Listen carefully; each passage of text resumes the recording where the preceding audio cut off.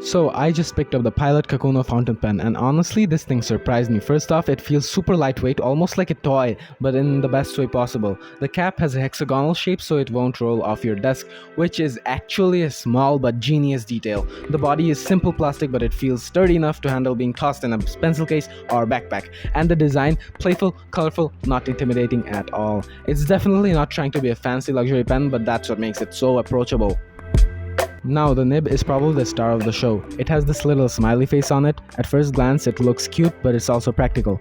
That smiley helps beginners hold a pen at the right angle, so even if you have never used a fountain pen before, you're kinda guided into the right grip. I think that's super clever. Writing with it is smoother than expected at this price. No scratchiness, no hard starts, no ink blobs. The ink flow is balanced, not too dry, not overly wet, which makes it perfect for notebooks, journaling, or even quick note-taking at school.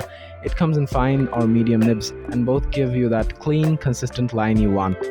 Now, ink-wise, it takes Pilot's own cartridges, which are really convenient if you just want to pop one in and go. But if you're like me and want to explore all those bottled inks out there, you'll need to buy a Pilot converter. That's a small extra cost, but it opens up a whole world of colors and shading. And because the pen is so light, it's comfortable for long writing sessions. You won't get that crampy feeling you sometimes do with heavier pens. It's a great carry it everywhere and don't worry about it kind of pen.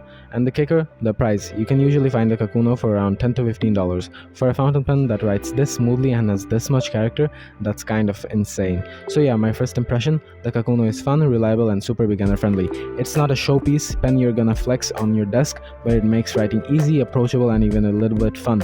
And for the price, I totally get the hype.